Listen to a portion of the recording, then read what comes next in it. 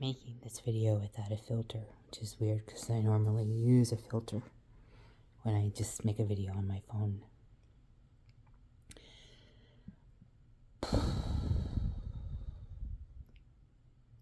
I've kind of kicked around the idea about making a video about this. Not because I want views or anything like that, but because I wanted some way to document everything. I've been keeping a journal, and I've been keeping a digital footprint, but I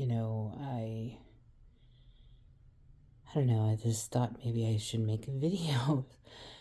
So I'm sitting here and the dogs are asleep and the cats are upstairs running around. It's very quiet here. Even with the TV on, it's very quiet. Because my mom is not here. Now, for those of you that don't know, my mom and I, we've been staying together for a little over 10 years. Ever since I moved back from Massachusetts. We're more like roommates than anything. But so far, this year sucks. February 4th would have been my father's birthday. He passed in 2015, but that's, he's born February 4th. And that day, I went to work. Mom stayed here, did her thing, whatever she wanted to do. And came home, had dinner. We actually had a video chat with my sister-in-law and my niece, Hannah.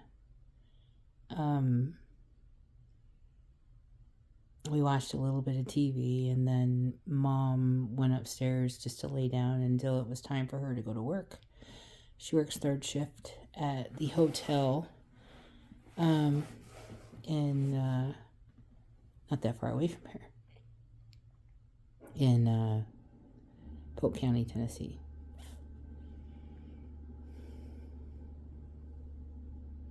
Time came. Normal routine. While she's upstairs getting ready for work, I'm taking care of the dogs, getting things ready to be settled down, getting, ready to chill out for the rest of the night. And it was kind of cold and a little bit of windy and a little bit sleety outside. So we only had one car, so that Mom was going to take my car to work. The dogs were in their cage so that she could go out without any trouble, but then one of the cats followed her out, so I had to get out and get her. She got in my car, and I told her the same thing I tell her every day. Be careful. Have a good night. I love you.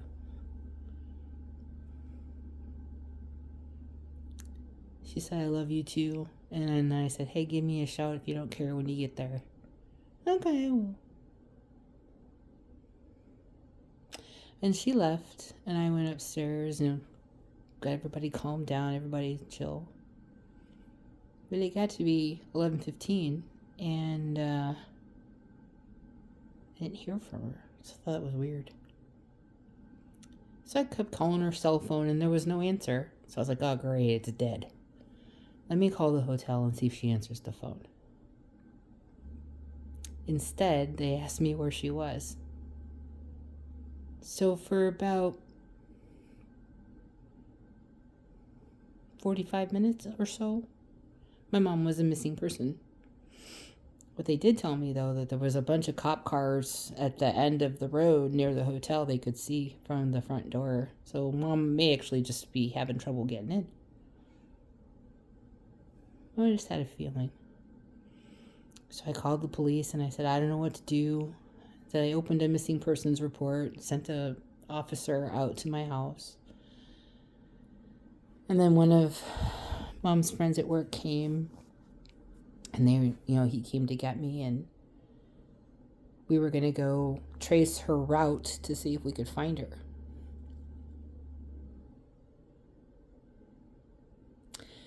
So I'm standing there talking to the local city cop, and then my cell phone rings. It's an unknown number, but I answered it just in case it was her. Maybe she found somebody's phone and was calling me from it.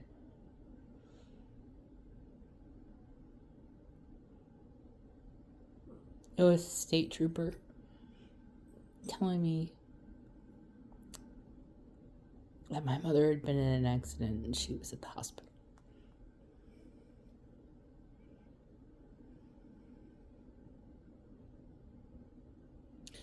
So our friend took me to the hospital and stayed with me till my aunt got there.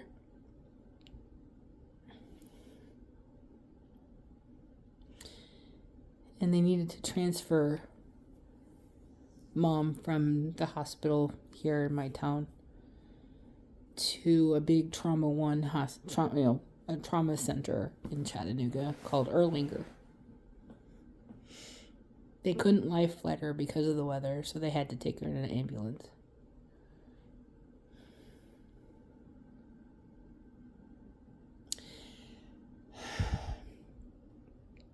Super long story short, she was at Erlanger for about a week, and then they transferred her to a long-term care facility, and she's on her second week there. But about 80% of her brain is damaged. Ish.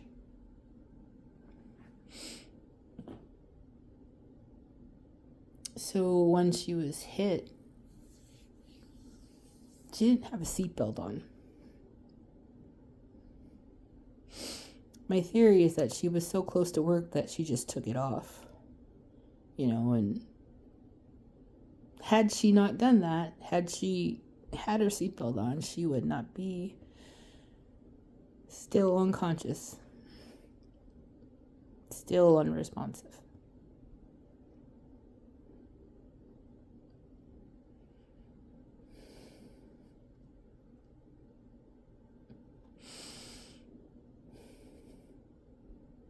So, God's people have asked how I am. I don't know. I barely know my own name, let alone an adjective to properly describe how it feels to know that your mother is never coming home.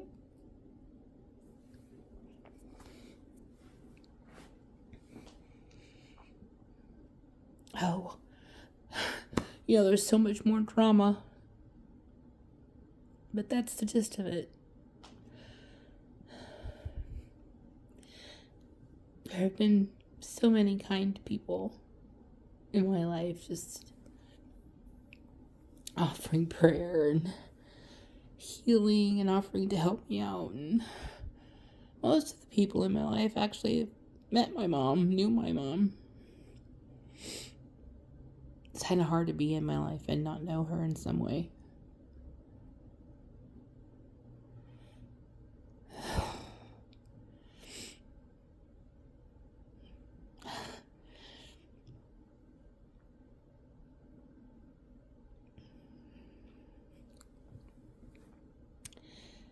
I don't know. Things were rough when my father passed away.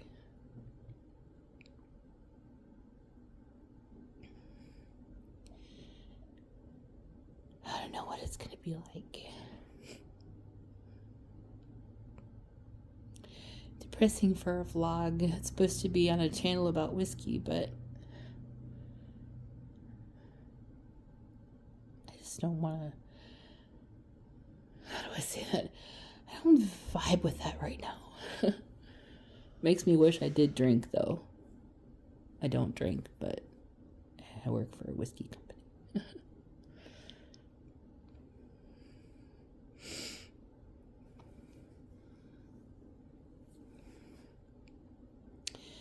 The terrible part about it is, even though I basically lived on my own for a very long time, even when I was in school and when I lived in New England and whatever, I got used to having, kind of like a partner. See my mom, but you know what I mean. And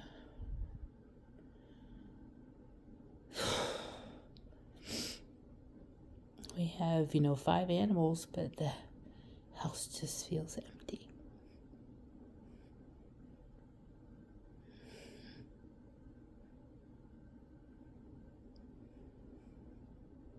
I had somebody tell me today, but you'll still be able to talk to her.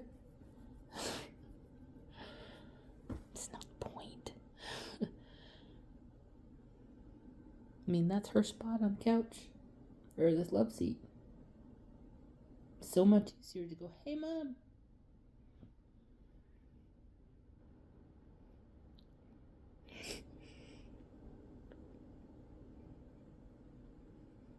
So I guess maybe this will become a video diary of sorts.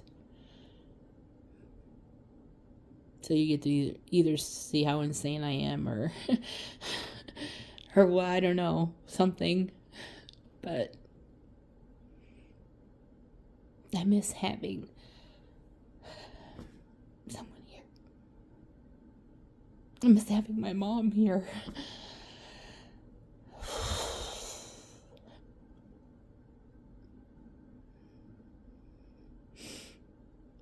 Anyway, to be continued. Maybe it'll be cathartic to kind of get all of this out. We'll see.